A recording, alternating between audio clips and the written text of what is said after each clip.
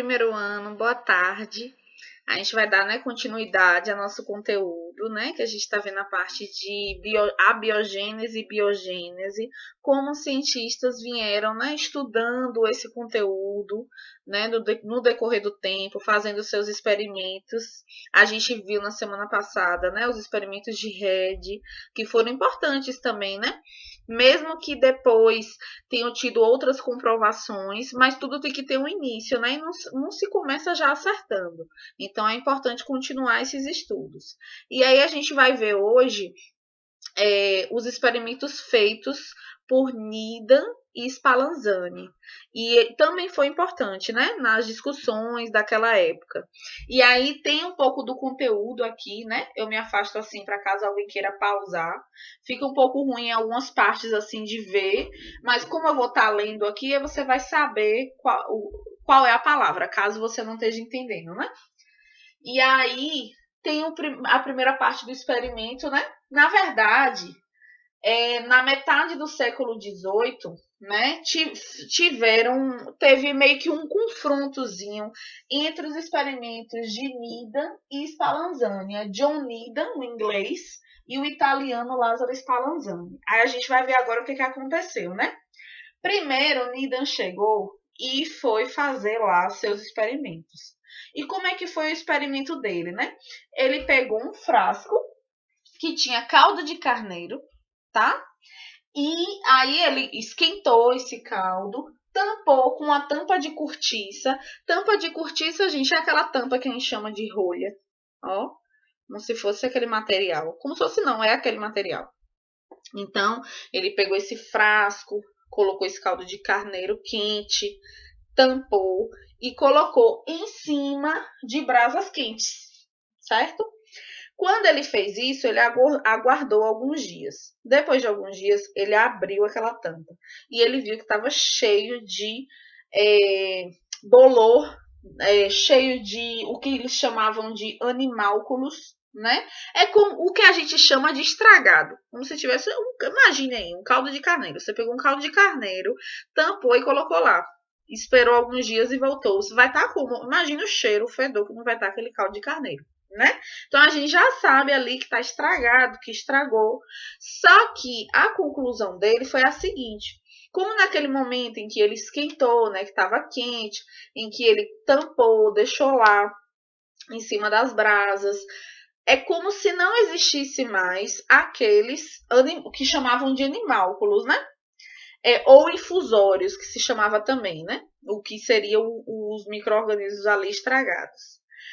Ele concluiu que daquela matéria orgânica, daquele caldo, é que começou a surgir esses seres vivos.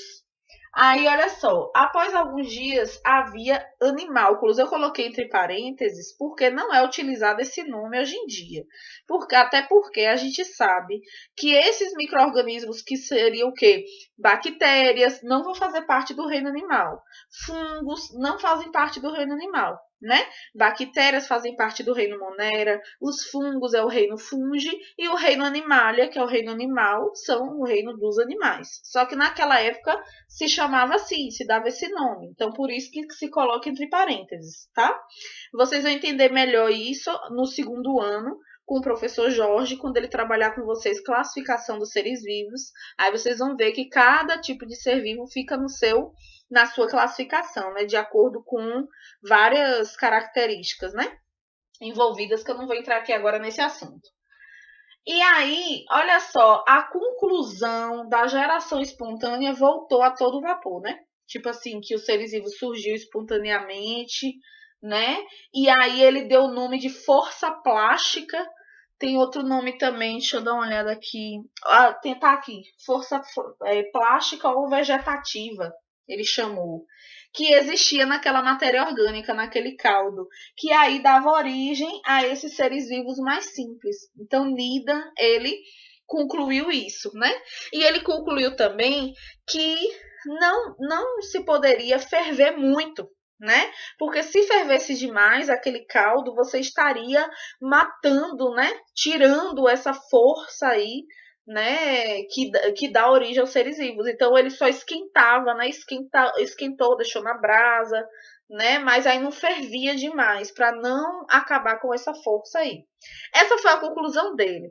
Aí agora eu vou apagar aqui o quadro, né? Vou pausar o vídeo para apagar o quadro e retornar, porque aí Lázaro, o italiano Lázaro Spallanzani, é lógico que não é assim que se pronuncia, né? Eu que estou pronunciando errado, né? Que é um nome italiano. Ele veio, né, repetindo esses experimentos e ampliando também, fazendo de outras formas, para tentar contrariar esse experimento aí, essa conclusão de Needham, tá certo? Então, eu vou pausar e retornar aqui. Prontinho, gente. Agora aqui a continuação com relação aos experimentos de Spallanzani. Spallanzani, anos mais tarde, né, ele foi repetir esses experimentos de Needham. E aí, quando ele repetiu, basicamente deram os mesmos resultados mesmo. Só que aí ele questionou a forma como estava sendo feitos esses experimentos, né? Deixa eu só clarear um pouquinho aqui, eu tô achando um pouco escuro. Clarear um pouco. Ele questionou, né? E como foi que ele questionou, né? Ele questionou primeiro o tempo de aquecimento, né? Ou seja, não havia, né, esterilizado mesmo essa solução aí desse material. E a vedação dos frascos. Ele começou a questionar se aquele determinado frasco estava realmente bem tampado, né? Ou seja, aquele ar contido ali poderia estar entrando em contato, né, com sendo contaminado pelo ambiente externo, o ambiente que está do lado de fora. Aí, o que é que ele fez? Ele refez os experimentos, só que aí ele pegou vários frascos, ele pegou 19 frascos, ele ferveu durante 45 minutos, né, para poder esterilizar bem. E ele também depois começou a vedar. Ele começou a fazer tanto diferentes tempos de fervura, quanto diferentes formas de vedar. Colocar tampas de diferentes materiais, tampas mais reforçadas, né? Menos reforçadas também para poder comparar. E aí, depois, quando ele ia vendo o resultado, quanto mais tinha sido fervida, né? Aqueles determinados materiais, caldos e outras coisas, quanto mais tinha sido fervido e bem tampado, não tinha surgido nenhum que ele chamava aí de animálculos ou infusórios. Não tinha surgido nada. Não tinha embolorado. Quanto mais bem fechado e bem fervido, não tinha surgido. Aí veio a conclusão, né? A presença, né, desses animálculos ou infusórios estava relacionada à entrada de ar que não havia sido aquecida. Ele questionou isso daí. Ele, baseado aqui, tem a ver com a entrada de ar. Se eu tampo mal tampado e eu não fervo o suficiente, então, ou eu não matei, né, os micro-organismos que já estavam ali, né, ou teve contato com o ar de alguma forma e aí conseguiu contaminar também. Ou seja, os experimentos de Spallanzani meio que comprovou que não existia esse negócio de gerar espontaneamente do caldo, estavam surgindo esses seres vivos mais simples, que eles chamavam de mais simples, né? Só que aí dividiu a opinião, né? Por que dividiu a opinião? Porque Needham falou que ele tinha fervido demais e que tinha matado aquela tal daquela força plástica que ele chamou, força plástica ou vegetativa. Ele disse, você matou, você ferveu demais, matou toda a força plástica, é por isso que não surgiu mais seres vivos. Só que os experimentos dos dois na época foram experimentos muito bem realizados, repetidos e tal e tal. E aí dividiu a opinião, ficou algumas pessoas concordando com Needham e algumas pessoas concordando com Spallanzani. E aí a dúvida ainda, né, persistia. Né? Aí tem a parte histórica, gente, que meio que fala, né, que no caso na França, né, por conta, né, de estar acesa todos esses questionamentos. Houve também outros experimentos, né, meio que comprovando essa geração espontânea. Não foi só Needham e Spallanzani, tiveram outros. E abriu-se um concurso, né, para quem conseguiria, né, fazer, né, da melhor forma, o melhor experimento, comprovando ou não a origem aí dessa geração espontânea, se era espontaneamente que surgiriam esses seres vivos ou não. tá? Só que aí essas histórias são muito longas, é bem interessante, é muito longa. Na verdade, eu vou pausar o vídeo, vou apagar o quadro e vou vir para o experimento de Pasteur.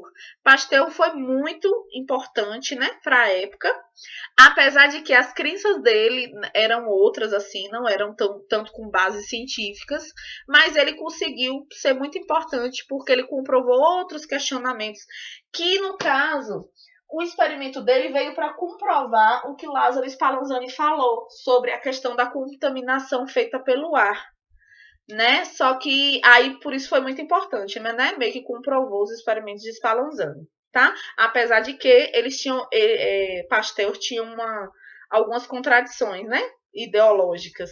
Mas eu vou pausar aqui e a gente vai ver os experimentos de Pasteur, que é muito importante. Prontinho, gente. Então vamos lá. Falar sobre Louis Pasteur.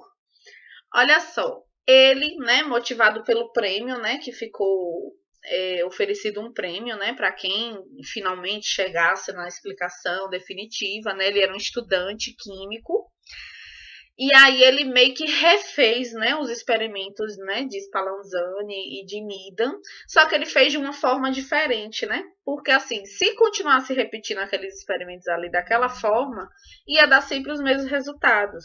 Só que ele tinha, olha, vamos pensar bem na comprovação, olha só,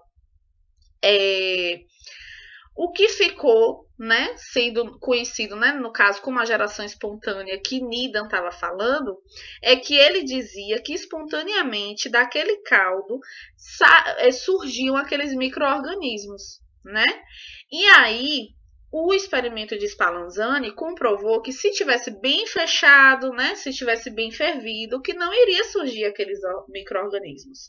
Só que aí Needham, ele contrapôs, né, falando que sim, mas você, por ferver demais, né, esse material e tal, você matou toda a força ativa que existia ali, que tinha que ter e tal, e tal, tal, e tal. Então, assim, para poder comprovar que esses, que eles chamavam de animálculos, que na verdade eram o quê? Os micro-organismos, né, fungos e bactérias, né, que surgiam ali, era por conta do contato, né, com o ar, né, dos frascos mal vedados ou mal fervidos.